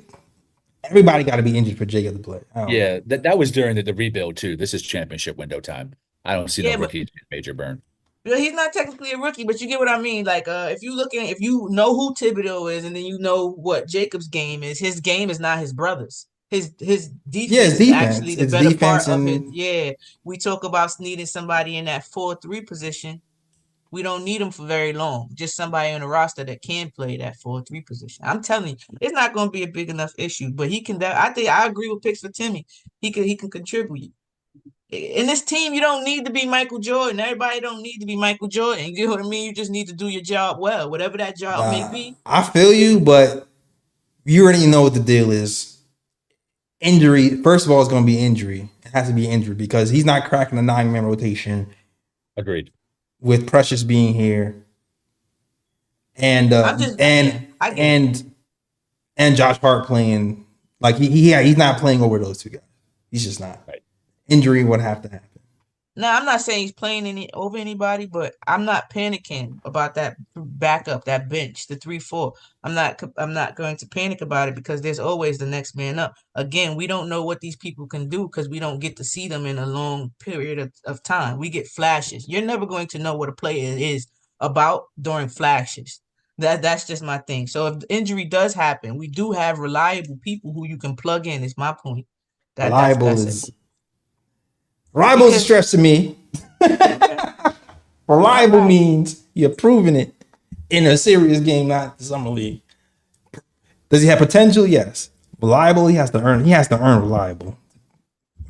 Jay, who was your pick for the starting 5? Who did you have coming in as that 5th person? I battled between Josh Hart and Precious. Okay. I'm going back and forth between Josh Hart and Precious, to be honest with you. But I feel like it could end up being. I'm not sold on Cat at the 5 full time. I feel like you need defense next to him. And you know what? I think I'm going to lean into Precious. I think I'm going to do JB, McCall, OG, Cat Precious. That's nice. And what's your 4 off the bench to complete the 9? Then it would be, let's see, McBride for sure. Who we got left? We got McBride, gotta play. Josh Hart gotta play.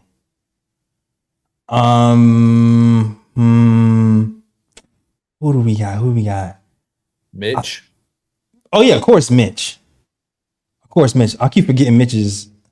If Mitch is available for sure, Mitch. That's 8. Then we either got, I guess it would either be Tyler or Sims. What about Mook? Or Mook. I do like Mook.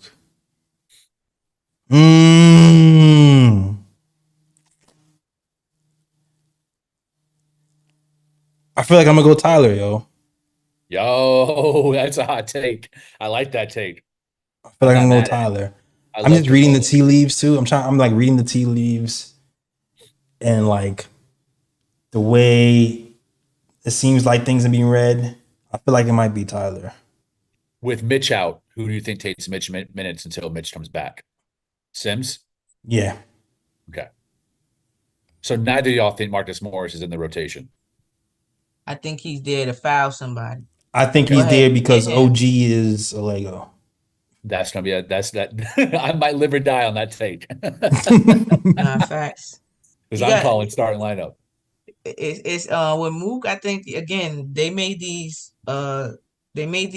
moves because of last season and what we went through. Instead of Dwayne Washington and Jaquan Jeffries, you have Cameron Payne, Mook, and the likes of maybe a Jacob. It looks different. Yeah, I wouldn't mind Mook in rotation. I love Mook when he was here. Love Mook. Shout out to Jason M, man. My guy Jason. What up, Jason? We love Jason. Since the $5 super chat, it says conflicted. I hear you, Jason. Conflicted is the word of the day. If a cat plays at an all NBA level, then his trade is great. If he's a head case, then we are in trouble. JB, Hart, MB McCall Bridges, OG, Cat starting lineup. Okay. Also, he's going with Hart. I can see that. Nah. I think we need Hart off the bench. I think we need that spark. I'm not mad at it. And he can definitely play his position, you know. I agree. It's like I said, I can see Precious or Hart being the starters. I feel like it'd be either or. Somebody said Hakaporti would be better than Sims. See, I pay. Hell no. When I watch games, y'all, I try to watch every aspect of your game. Meaning you set your picks, because how you set your picks, how you rebound, your toughness, how you react to somebody pushing you, things of that nature. I try to watch the whole game in total, right? And Hakaporti is not better. That man has questions with his toughness. I've seen it. His rebounding was suspect too. And his rebounding was strange. Yeah, it was not. He was supposed to be rebounding way more. I've watched the ball. I'm just going to pause and just say, Summer League. Yeah. Well, if he's doing that in Summer League, I'm expecting him to do something different in the room. I agree. This is my question. I agree with Anthony. There's people who've been trash in the Summer League and then great in the league and then vice versa. Kevin Knox should be an all-star if you're just going by Summer League, all right? Shout out to Kevin Knox, actually. Shout out to Kevin Knox. He just got a contract with the Golden State Warriors, I believe. Yep. And Kevin Knox should have done better than he was. Once you lose your confidence as a player, though, some people, it's hard to get back. We mismanaged him terribly. That's what happened. Nah, we did. And I always point to Golden State. I always point before with Golden State. When their players were losing their confidence or weren't playing correctly within their system, they sent them to the G League to get it together instead of just putting them on the bench. We refused to send Kevin Knox to the G League. We absolutely had refused. I'd be with you if he didn't have that full year where he just got to run wild. But that was his rookie year with a bum team. Everybody's not capable of being the Batman. We know that. Right. They literally threw him into the fire. I'm sorry. I'm not a Kevin Knox fan at all, but I I'm have not a to give Kevin him Knox fan grace. either. You But I gotta give him just feel like grace. I don't think it was necessarily the Knicks' fault. I just think he just needed more time. That's really what it is. He's been to different teams. He's gotten cut with. It wasn't just the Knicks. He got cut with like 3 other different teams. And I credit his fight and his hard work to be able to stay in the NBA and somebody else giving him a chance. I think his work ethic is keeping him in the league. But that doesn't mean that he's not. He just wasn't ready. I just feel like he just wasn't ready. I don't think that was on the Knicks at all. He just was ready. That's the Knicks. But then he should have, Put his when he ass was in with the Portland, development league, when he got get another him chance, he had more runway. He should have been ready then too. Like there was other spaces in Detroit. Like he showed flashes, but you know what I'm saying? I get Frank is Frank, of course, but we mismanaged both of those guys when we refused to let them develop. We didn't. They weren't at the end of the day. The second season, Kevin Knox is basically riding the bench. You get what I mean? Like just let him develop. Why do we just have him there? If let them develop. That's my whole thing with that. I think we mismanaged both of them. That was dark times. Again, we're not looking back. We're going to trip. Got you. Well, I ain't mean to get into a Kevin Knox Kevin debate. Knox debate. I didn't even mean to get into that. I was just saying congrats to Kevin Knox. That's it. He's still in the league, my guy. I definitely wasn't a fan. Personally, I wasn't a fan of him being on the Knicks when he was here. I felt like his motor was too low to be in the league. So I think he's still kind of fighting because I think he found a way to like up the motor a little bit. I think that's the only reason why he's still in the league. But I want. Can I tell you my lineup though? What's up?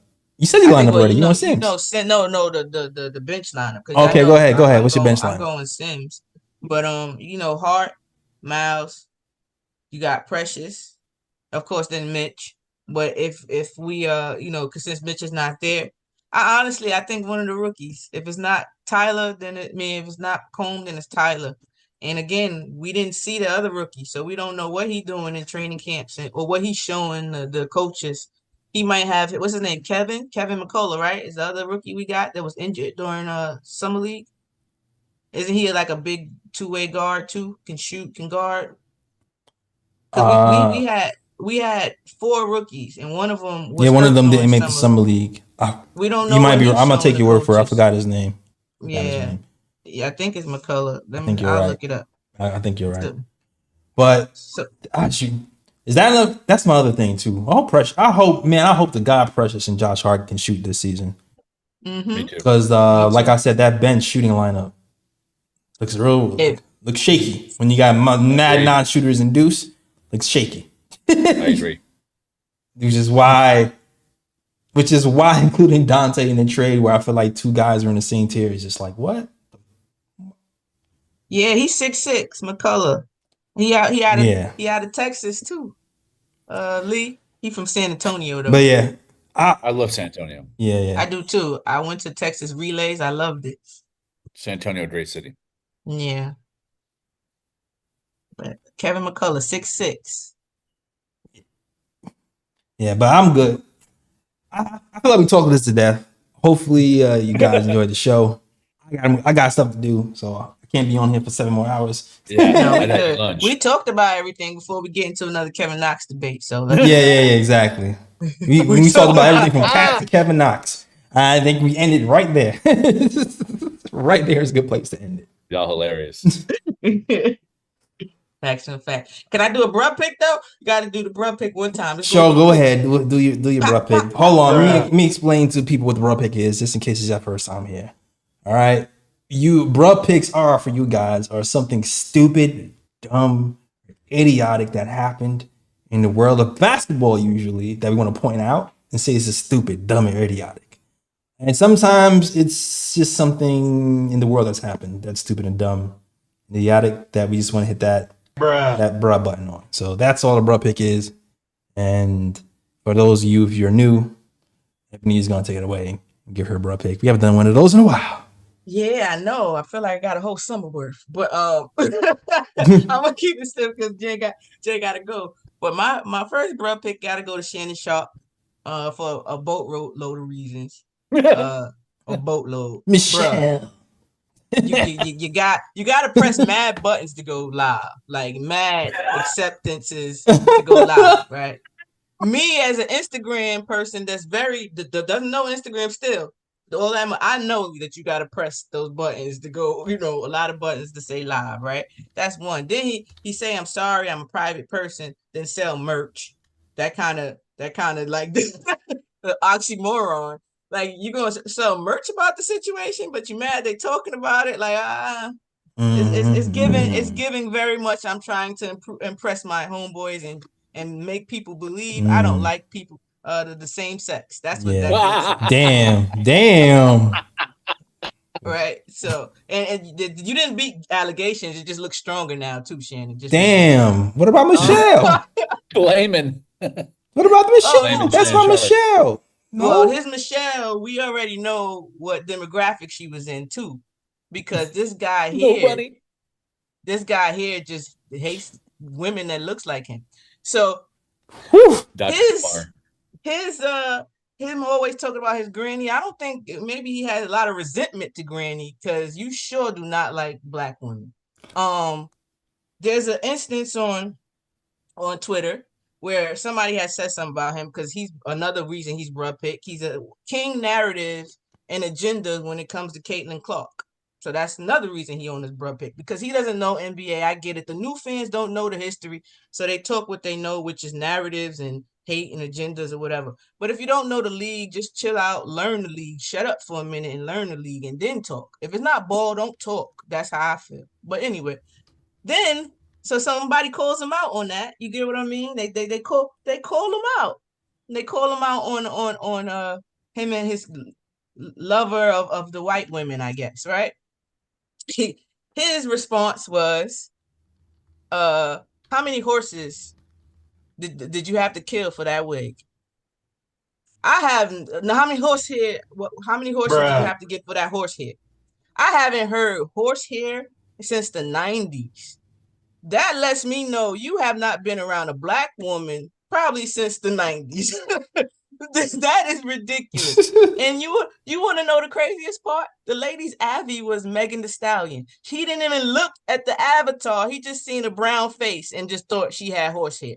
You not beating none of the allegations, my guy. None of them. You just cemented yourself in it. And I hope you have enough people to support you, because I'm pretty sure the black women now. Oh. So congratulations, bro. You the bruh pick, the goof troop, you all of that, bruh. Shout out to Megan and Michelle. Exactly. Somebody said milk merchant season. I'm not messing. Yeah, he king. Who said that? You see, he's king milk merchant. Then milkman. Yes, he did not, and he did not even deny it. Somebody said that, something like that, and my man put in bold capital letters and. like what is it to you is what he mentioned. Like, Shannon, come on, you got to do better. You pushing like 80. Like, come on, my guy. At your big age, you should not be responding like that. What's the age you got to be mature? It ain't no mature, obviously, because he was 60. He about 60. He still act like a frat boy. I'm not gonna hold you. I feel like if you there's people who just don't grow out of that. You just gonna be shooting at 80. That's just well, keep us out of it, bro. All right, Ebony has left the chat. Right. Yeah, I'm not Shannon Sharp. Yeah, I ain't really support so much, but you lost it for real. Cool. Any more bro picks? Nah, I'm good. I'm gonna let it go because I know you gotta go. We'll hit the bro picks another day. All right, cool. All right, that's the show. Thank you guys for watching. Before Media Day, a huge trade happened. Shout out to Power Struggle once again for the super chat. I did shout you out, my guy. But yeah, I know we took a long to shout you out, but we did. I did mention you. And I'll read your super chat again since you missed it. It says, you know what's funny? Everything we were hoping Randle could do, Cat already does it better. The fifth best center. He's a 4-time All-Star. Yeah. One thing I can say is that when he does try to compete, like you can put him on like an MB type. We couldn't do that with Randle so much. Not for consistently through a game. Like it would be spots, but not consistently. Ebony, I'm excited for the yin and yang of Karl Anthony Towns and Mitchell Robinson that we had between iHeart and Mitch last year. I think it's going to be even better this year with those two badasses, man, in the middle. Super pumped. Well, We'll I'm see. super We'll pumped see as how long this as Cat goes. know he's a badass. We'll see. Not a kitty cat. We'll see if we'll go the Timberwolves route with Gobert and Cat together Yeah, I think or not. we do. We'll see how that Maybe in goes. stretches. Also, I'm very curious to see what happens with Precious long term because, like I said earlier, Knicks signed Precious with the intent to trade him, seemingly. Precious had to waive his no trade clause.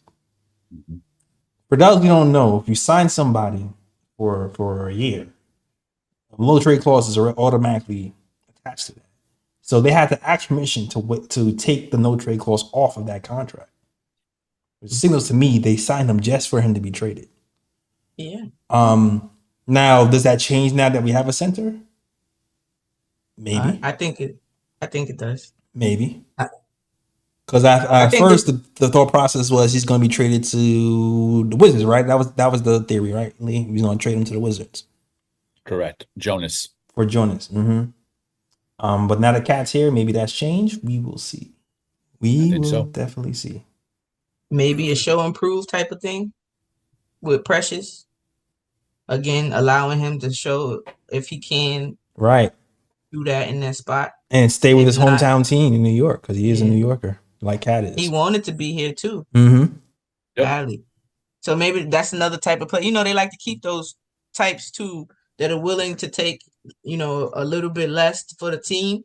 And because Precious waited around and did that, maybe they do reward him. But either way, it'll be the reward we has a bigger role on another team or they, you know, give him a contract.